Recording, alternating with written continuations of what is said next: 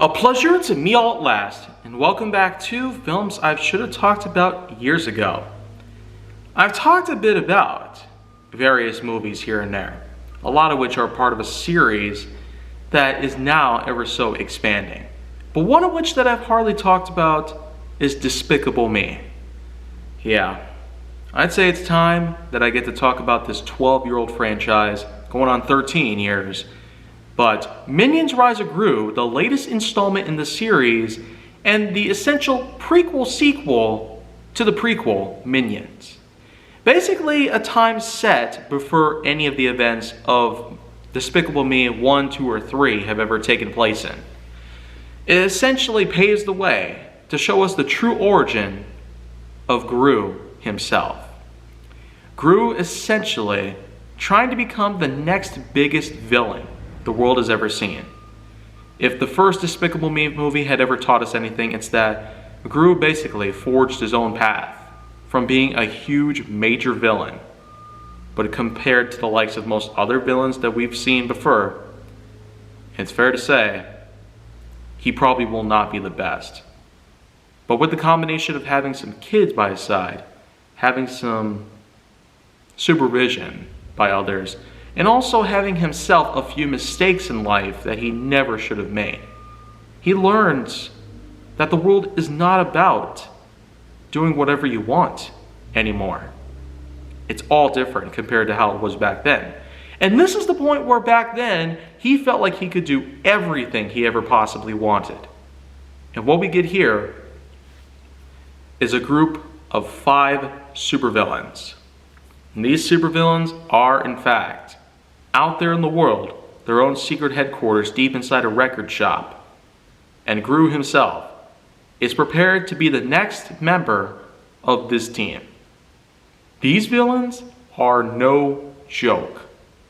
However, one of them, known as Jean-Claude, who went so far as to invading a sacred temple in the hopes of retrieving a lost, long-aged artifact, is betrayed by his own members, kicked off of his own ship, essentially falling to his death, but in fact is just some sort of ploy, because he survives the fall, and Jean-Claude is in fact ready to enact revenge on them. How does he plan on doing this? Well, there is simply another sort of artifact that these villains are after. However, Gru himself is also willing to do this exact same thing. And the thing is, he is very clever in doing so.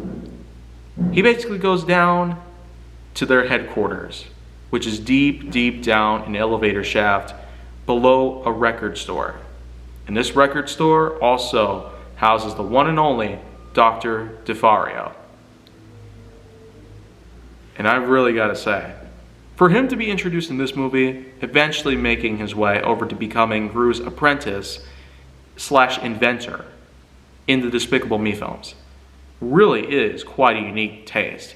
To finally get a point where we get to see the greatest that we could ever possibly get to introduced to the characters, who eventually make their way over to the main series, thus calling this prequel series all over and done with.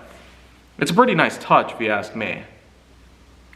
Well, anyways, Gru himself manages to steal the one thing that these villains are after.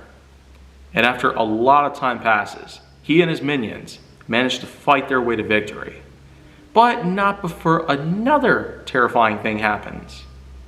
Jean-Claude himself basically catches Gru in on the act, intends to hold him hostage for some time, going so far as to put him on a giant record player and have him spin around for a long time before eventually dies at the hands of a blade. A low, long, slow, painful way to die. Just suffering at its finest, mostly at a mental level until the physical moments come.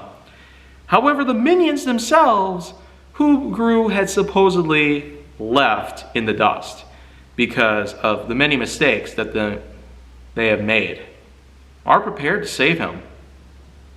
They do whatever is possible, including going to their own fighting class.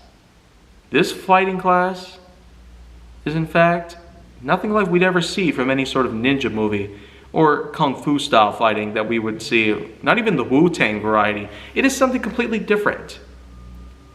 Because the teacher is in fact massaging a guy, and she has the ability to go for certain pressure points and joints that actually cause them to involuntarily jerk. Kind of like this. Yeah, you can try doing that to your own wrist at some point. It might work, it might not, you never know. So, a lot of time passes. Gru himself is still at the hands of Jean-Claude. After he escapes, though, there eventually comes a point where the two meet again. They explain to each other what happened, and they try their best to see if they can, in fact, defeat these 5 villains. Because this team is, in fact, no joke. Overpowered, overbearing, and extremely dangerous. What eventually goes on is that a parade takes place, and these villains are ready to strike at any given moment. But with the minions, Gru, as well as Jean-Claude, along with some other help that they have alongside, they are able to easily take down this malicious group. One of them turned into a giant dragon. This dragon had the magical power, thanks to a stone that was stolen. And this same stone that Jean-Claude himself had actually retrieved. Yeah, so this nice little gem is able to transform the users that it touches into undeniably powerful creatures of the night. That is awesome. I mean, could you ever imagine holding onto a rock and then all of a sudden a full moon comes by and bam, you're transformed into a lion or something?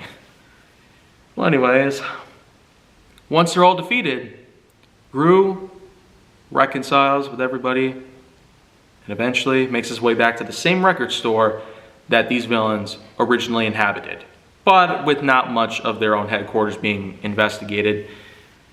What he does instead, though, is go up to Dr. Nefario, asks him to join his team of minions, especially when he himself was ready to quit. So when you really get down to it, for a prequel sequel, it sure does insanely well. I never would have figured that they would have actually gotten the guts to go and do all of this amazing stuff. Just amazing, by all means. Almost speechless by this point. They went from going through 3 movies to a prequel, then a prequel sequel. So, this prequel sequel has been trying to come out for a few years, but it's had several delays. Mostly because of we know what. But now that it's finally here, I can really say it is a great sequel to the prequel. One that we never would have seen coming. It's much like what I've talked about with Alien Covenant. And I wasn't really good at detailing a lot of points on that, but that was only because there wasn't just much to say about it. Here, though, I could talk about everything all day and all night long, including the fact that it has itself a well-detailed cast.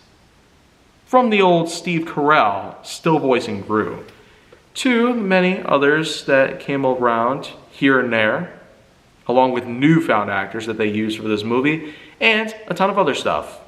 Screenwriting, directing, and how the animation is still incredible to this day, proving that Illumination is a great combination. In the same way that Blue Sky Studios used to be incredible with Disney, they managed to have Illumination be the next biggest subdivision to a major filmmaking company. Disney and Universal are huge competitors in the sport of billion-dollar markets. And with Illumination and Blue Sky, they have both held the helm of being subdivisions of major companies for years. That is, until the fateful day of Blue Sky's demise in 2021, while Illumination still is holding up high very well. I could certainly tell you that as the years go on, we are hopeful to see what Illumination has to offer, including a Super Mario Brothers film. Yeah, the first one in almost 30 years, and this one is basically going to follow the games a lot more. It's also going to have a really, really well-played cast with members like Chris Pratt and Jack Black. I sure hope to see them do very well in this movie, compared to the first Super Mario film from '93. But until it comes out, and until a lot of other things happen with Illumination and otherwise, make sure that you like, subscribe, comment, follow me on social media, and stay on the Hollywood side.